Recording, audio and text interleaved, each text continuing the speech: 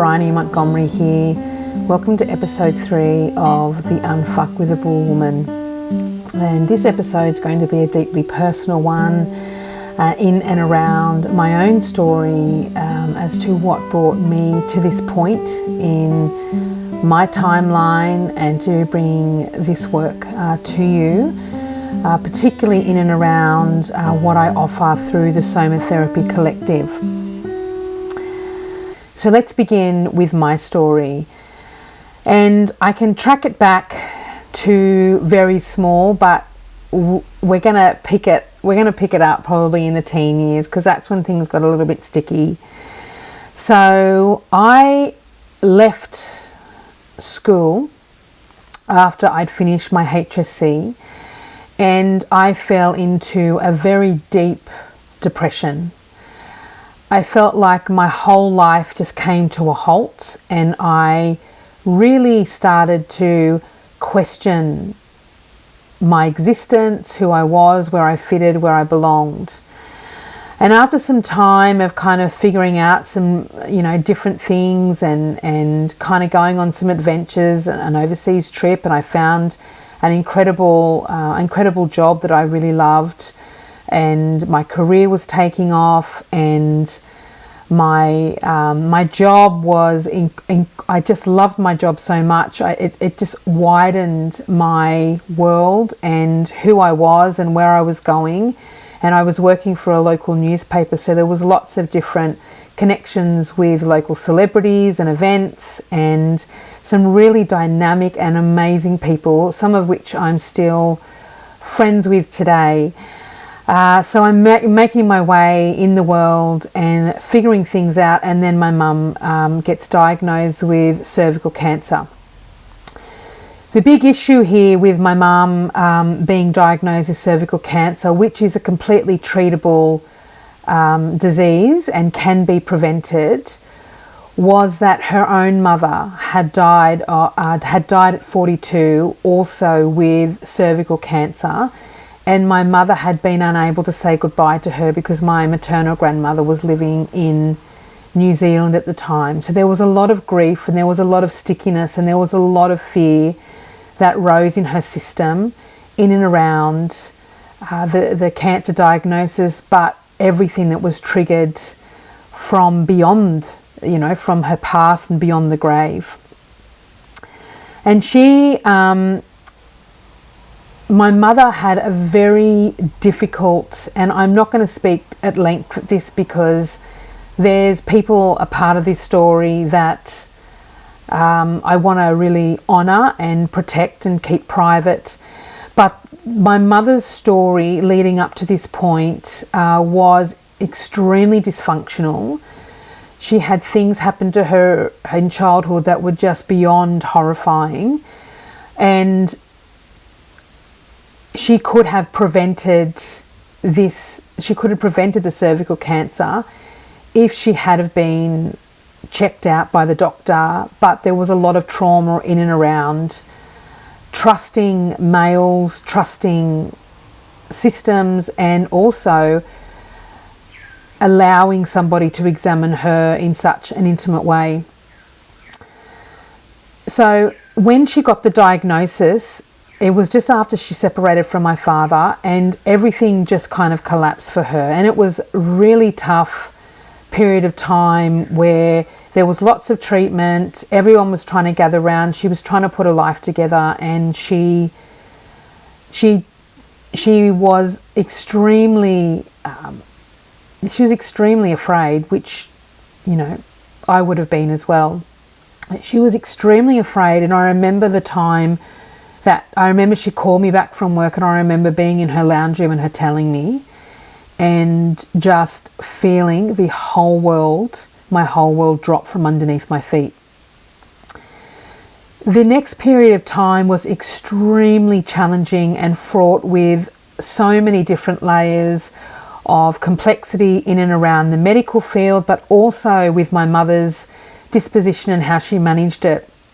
And for me, it was very difficult as the eldest child because I was in a place where I was separating from my parentage, discovering who I was and where I belonged. And this situation brought me back into the fold of the family dynamic, which had been, for me, extremely dysfunctional, abusive, toxic, and not supportive of who I was, where I belonged.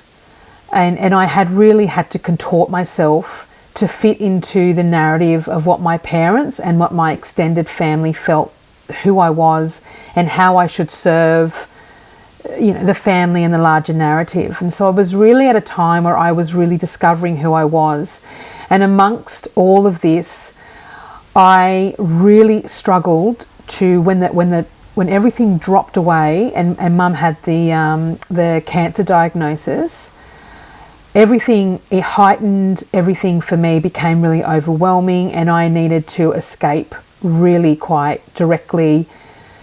And once she had the kind of the medical fields tick of that she didn't have cancer anymore, I was on a plane overseas with a dear friend of mine to start travelling.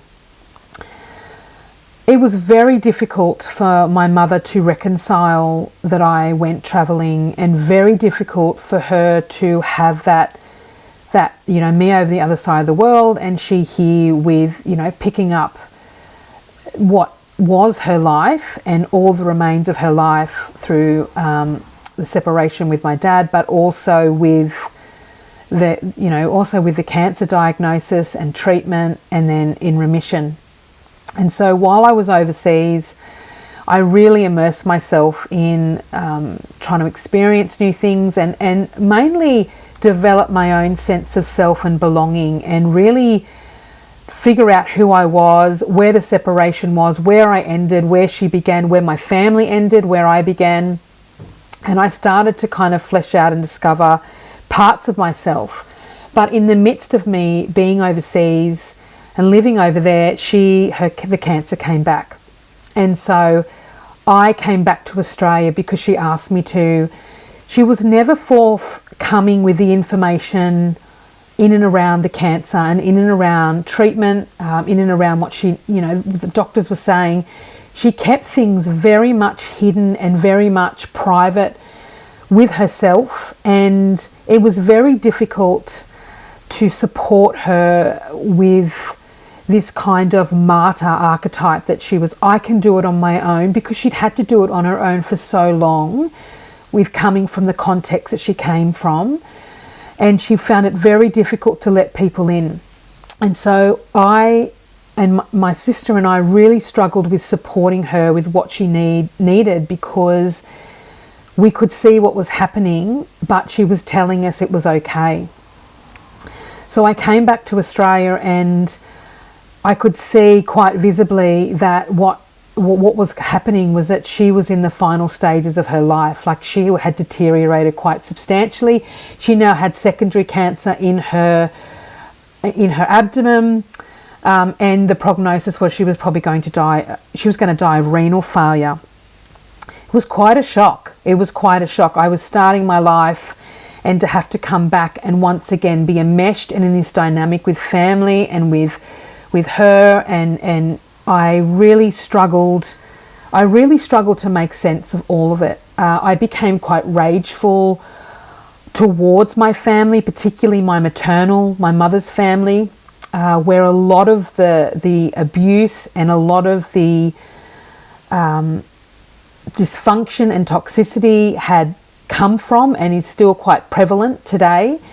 And I came back, and she was in a state of, she was really unwell, and I was very confused. There was nobody there for me or for my sister that was picking up the reins. I was in my early 20s, and there was nobody there showing me and guiding me through what was the most difficult and horrific and grief-filled times that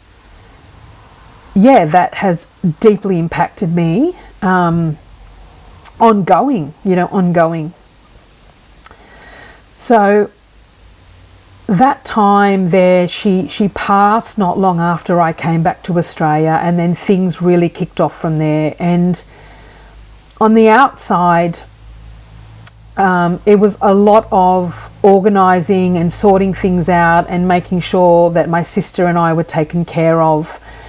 So there was a lot of things in and around very, admin and administration things that needed to take place. And there was also family dynamics in the mix. Families, in death, what I can say really quite clearly, and I've seen it time and time again, not just personally for me, but for others, that a true person's character really comes through when there's a death. When there is the stopping of a perpetuated story and dynamic, rug is pulled out from underneath the whole dynamic and everything is upturned, you see so many facets of a person and a situation that you never saw before. And it really is a crossroads. It really is a make or break time. It can make you or it can break you to the point that you never recover. And many of my mother's family members did not recover from her death.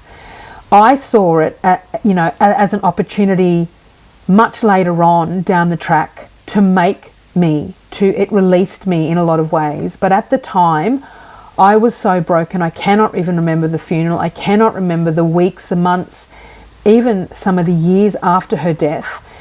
And the grief that I had, like I sat by my mother's bedside, I'm a bit emotional about this, and I asked her to go. She was hanging on, and I asked her to leave, that we would be okay. It is a most, excuse me.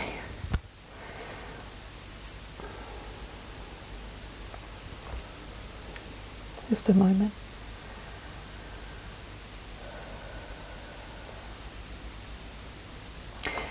It is the most difficult and gut-wrenching situation, no matter what age you are, to ask your parent who is dying, particularly your mother, to go.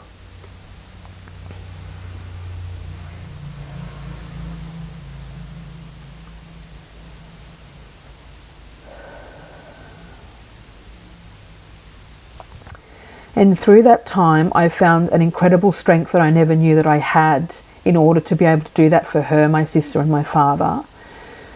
But I had nobody. I had no mapping, no familial connections, no person, no auntie, no uncle, no grandparent, nobody standing there and guiding me through. There were friends of my mother's who were there and were very supportive at the time, and my father did the absolute best he could. And given the fact that he was really raised in a very subdued patriarchal dynamic where men don't show emotion. So I found the strength from somewhere inside of me to be able to do this.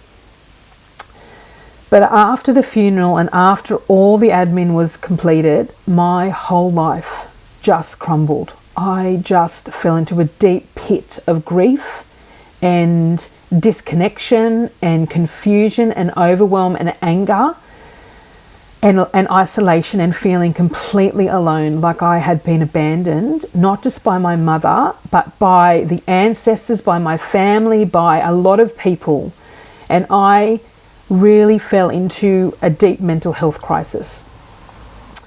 And at the time, the supports that I looked for and I tried to access around grief and the dying were so limited in how they addressed and how they met me where I was at, and very limited in time and quite constricted and formulated in a particular way that did not suit and did not meet me and how I was feeling, where I was at.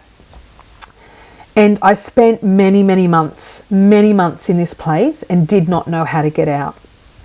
And it was an advertisement that I saw in a newspaper one day, a local newspaper, the paper that I had worked for before I went overseas.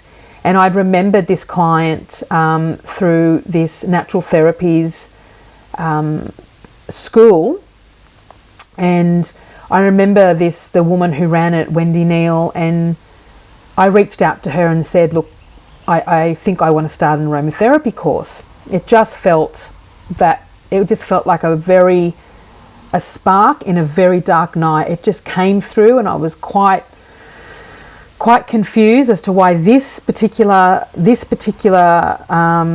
advertisement, or at this particular time, just made sense for me to enroll in. So then I did. And what happened and what unfolded from that point was truly phenomenal. Like I've never experienced. It was a very sacred time in my life. I connected with people that I felt were my kin. I connected with a community. I built a community in and around the school, the School of Aromatic Medicine on the Central Coast, and it's no longer there anymore. And I immersed myself in all the things that I had longed to learn about as a teen and a child that my mother and my family were not supportive of. Natural therapies, spirituality, Reiki, aromatherapy, witchcraft, herbal remedies, nutrition, massage, all of it. I built my body and myself and every part of myself and my life and my community back, cellular level up, cell by cell, layer by layer, moment by moment, and I built myself back into a place of recognition and restoration.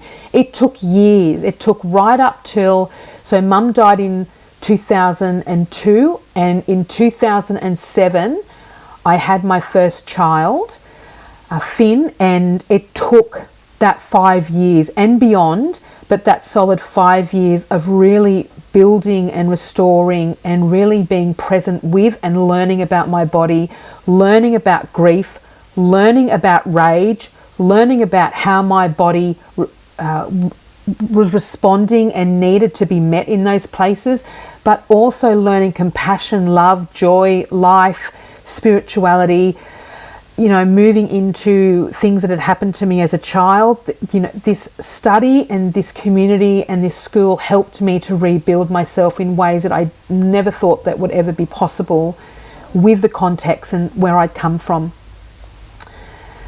In that mix of that, I had a burnout, I had a collapse. I absolutely bottomed out. I left my job. I was working as a photographer at the time. I left my job. I couldn't physically work anymore. I was really struggling with my grief and this sense of still finding belonging in the world, and this kind of patriarchal, this colonized patriarchal machine, which was push, push, push, push, push. It didn't make any sense to me to continue to show up in the same capacity when I'd had such a significant experience as the death of my mother, but also the trauma and the abuse and the context and the significant experiences I'd had as a child. It made no sense to me that I had all these emotions, that I had all these experiences, but I had to put them aside every time I stepped into my work, every time I stepped into the wider community, every time I interacted with family, every time I interacted with anything, any system or organization in and outside and around what I had built at the school and in and around the body practices and what I was teaching, what I was learning, and what I was actually working with clients and other students. It made no sense to me at all. And I burnt out. Like I completely had like a mental breakdown where I remember it was at my grandmother's house, my paternal grandmother, and I remember her saying to me, "You need to leave your job. Like you need to leave." And it was the first time, again, like she said something that it just kind of cut through the haze, and it made so much sense. And I moved my work from a full-time managing a photography studio into part-time, into casual, into floating, and I also picked up work at the college as well, and I started working more and more at the college, and I moved into a contractual space at the college at that time before I had my first child in 2007. In 2007, when I started my journey into motherhood, and I have 5 children, every time it was a huge shock. Every time I've had a child, I've had to grieve the loss of my mother. The first 2 children were extraordinarily painful. Again, when I went into motherhood, I found myself completely alone and isolated. Community had to shift again and change, because the community that I had, they were all at very different stages in their own lives, and I needed to reset that community again around as a young mother, and I really struggled with that. And once again, I went into a state of depression and mental crisis. I believe I had postnatal depression, and I really struggled to attach to my son, but also to build community. And I also started to see things in my relationship that wasn't adding up, that there was just stuff there was rifts and ruptures, and things weren't feeling okay. And so I moved through all of that with building community, building support.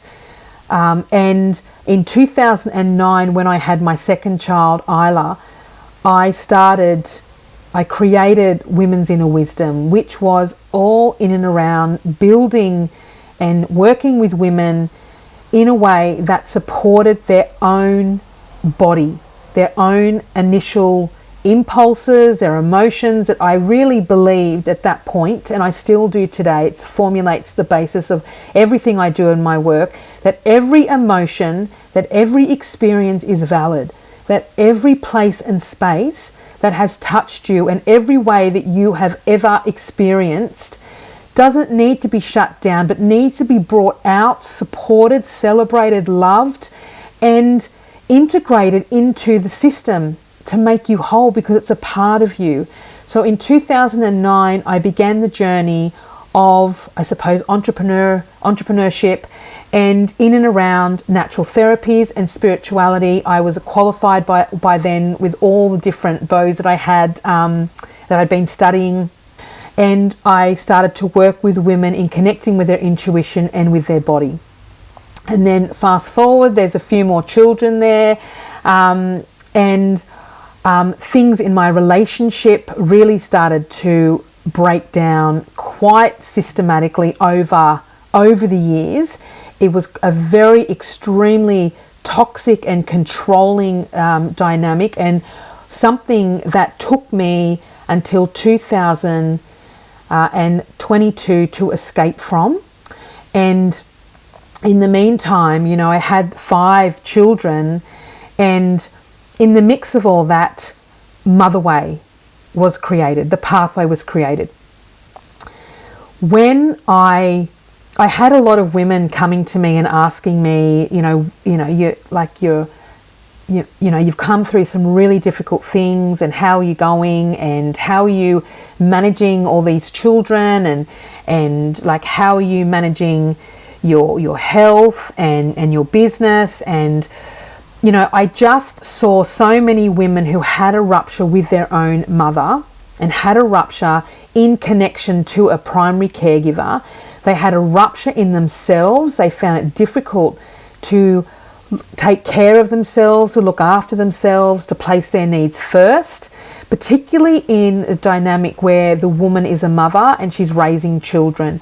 Early in the stages with my postnatal depression with Finn, and I had a little bit with Isla as well in 2009, I moved with creating a template for myself, a routine day to day, that I actually adopted and adapted from my spiritual teachings and everything that I'd learned at the college, all the teachings and all my qualifications, and I adapted and adopted that to use in my everyday to meet my mental health crisis and my own body's physiological, psychological and emotional challenges with what I had learned through nutrition, herbs, through spirituality, through body-based practices with essential oils.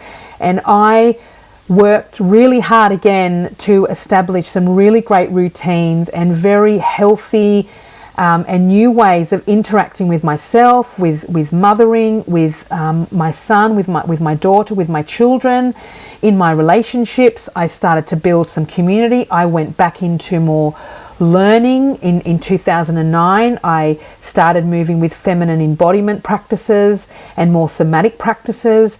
And I saw each challenge that I've been facing since my mother's death, and I actually think even before, like I kind of came this way, that I started to see the challenges as ways for me to pivot, to shift, and to actually transform, and to see what was at my disposal, and to kind of move and shift and shape things and try things out in ways that could fit and better support my system and better support me and my children, because the systems around me, and for all good intents and purposes, did not meet my somatic system, did not meet my body, did not meet my emotional state. They all wanted to pathologize me and push and have me exile the parts of me that I had just brought out. I'd just brought from the depths of myself after my mother's death, and I was still bringing them through. And I was like, this isn't a holistic model of care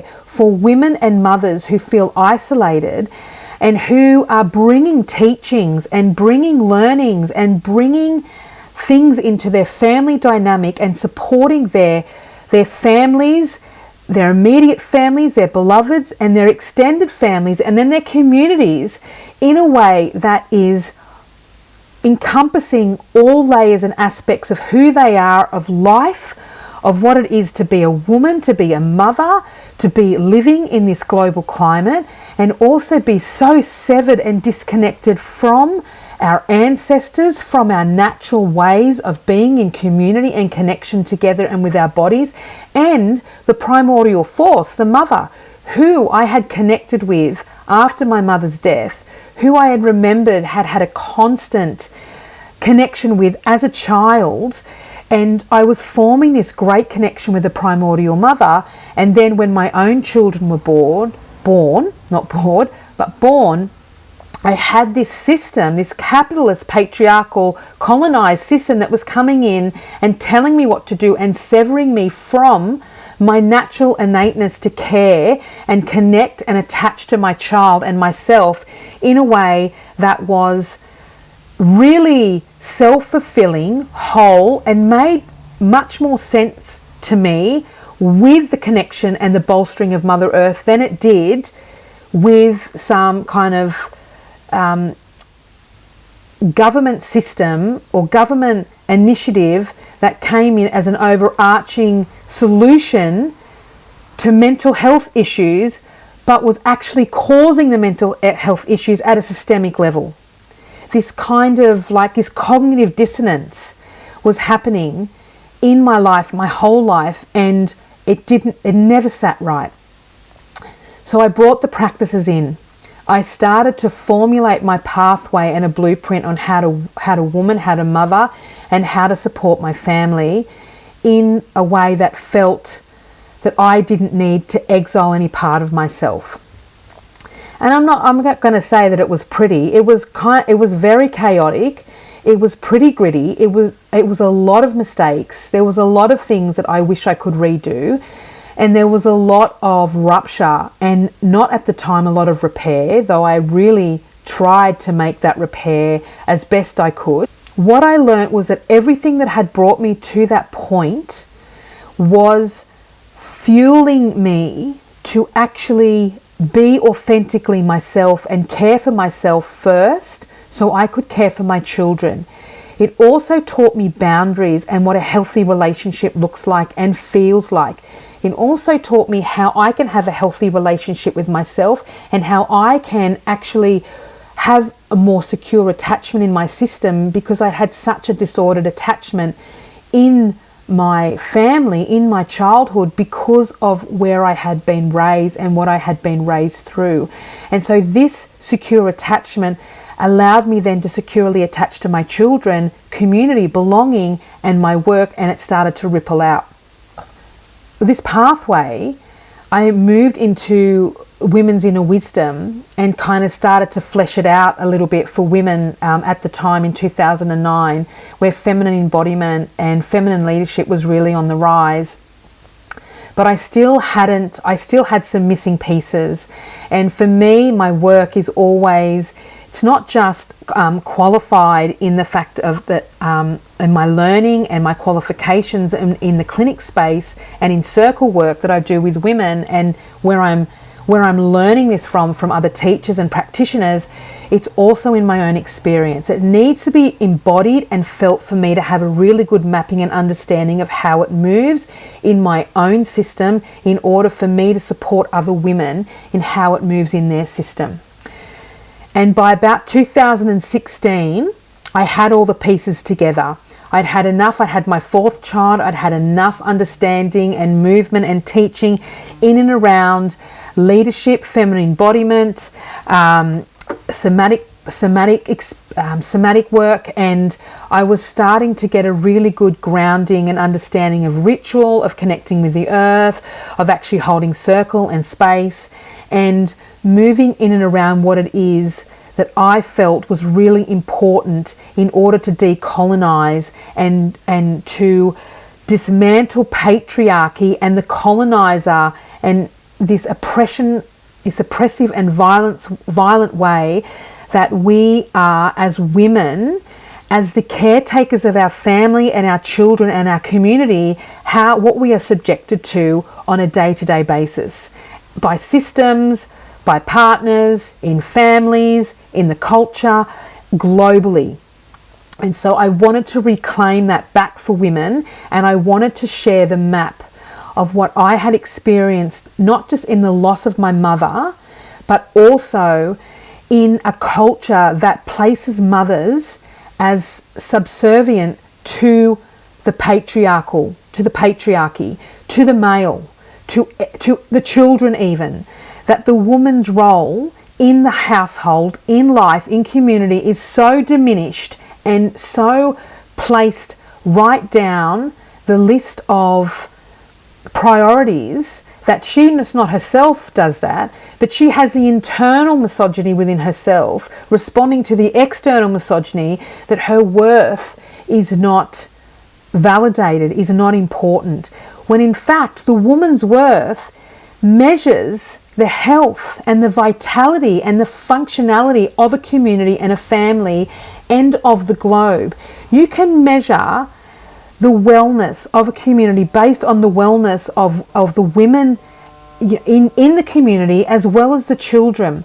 And what I started to see was we needed to bring back this life, we need to bring back our focus back to this life-affirming way of living where children are the center and mothers are the center, and we are coming from a place of collaboration and connection, not a hierarchical space where the patriarchy places men or the patriarchal woman on top of a pyramid.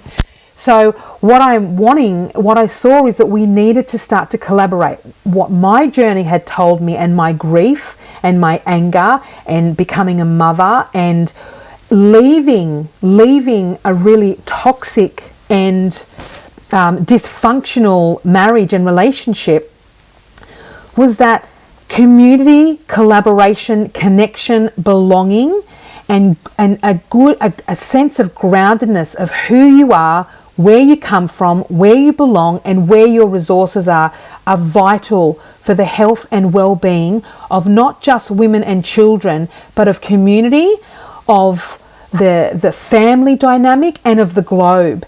That the connection to women, to their bodies, is the same connection that we need to have with the earth that has been severed.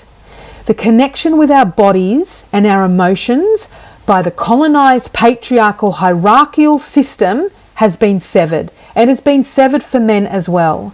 It has completely been cut off, and we have no maps and no learnings and no teachers, no elders who are taking up the reins of what it is to grieve, what it is to rage, what it is to feel overwhelmed, what it is to ask for support and help in a situation and a culture that tells you that you are successful when you can do it on your own, that you being the martyr is the ideal, that you being superwoman or supermum is a medal award-winning podium style, you've made it to the top kind of scenario, when actually it's not.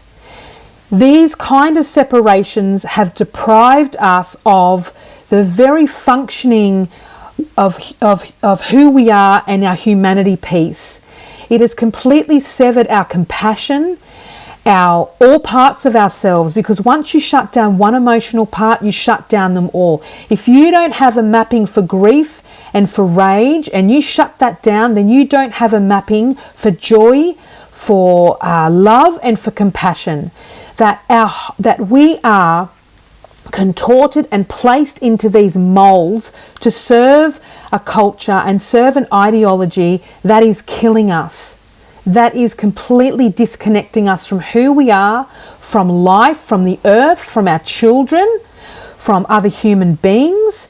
And what I wanted to do was create a pathway that connected us, plugged us back into connection, plugged us back into humanity, plugged us back into each other, plugged us back into our children, into life that centered life and living as the most desirable outcome.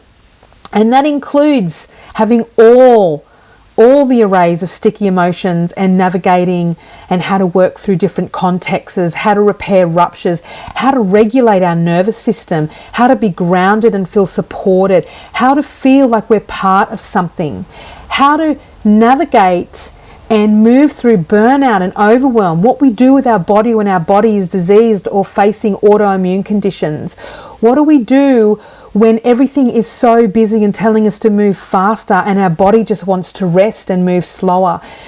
I wanted to create a map that could show women how to be in connection with themselves, connection with their children, their family, still feel like they're contributing something, but also care for themselves at a deeper level that makes them not just productive in a capitalist sense, but makes them really fulfilled in what they're contributing to the world and what they're contributing to their children and how they're supporting other humans and other communities around them and their family in a way that doesn't deplete their system or run them into the ground or make them sick.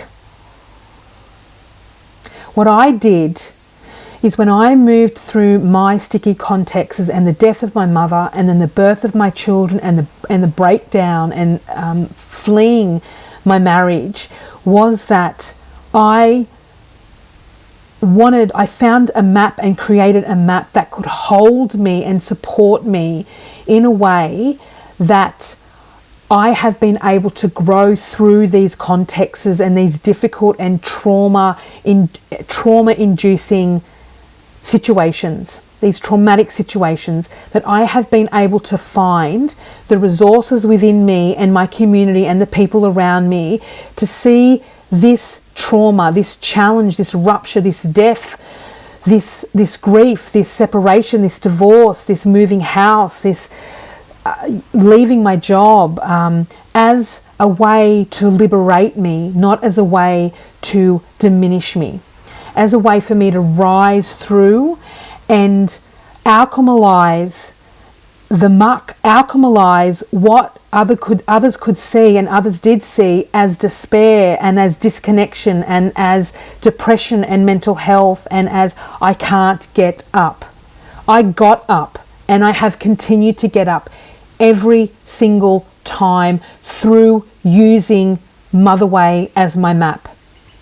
There's not a day that doesn't go by that I don't practice this, if not once, many times through the day. And it has taken many forms, but the map of this is coming back to the self. And this is what I guide and teach in MotherWay. And that's my story. That's my story of where I have been, where it has brought me to this point and to offering this work. And I'm running MotherWay, a 16-week pathway into these teachings, into this map on the 20th of September 2025. And I'd love for you to join me and to be part of this journey, and so I can teach you this map and this blueprint for yourself of how you can rise through your transitions, and you can alchemize the most difficult and most horrifying experiences of your life by tending to your body, tending to your nervous system, tending to yourself, to the ancestors, taking care of who you are, bringing back those exiled parts of you into the whole self, and trusting that this is not, you don't need to be fixed. The colonial patriarchal system likes to fix all the time. We're not in the business of fixing, we're in the business of remembering. I'd love you to join me. The link is in the call notes, or you can actually access MotherWay and join at the somatherapycollective.com. Thank you so much for listening. Please share this widely. I'd love some reviews, and if you feel that any of this has touched you deeply, please reach out and DM me.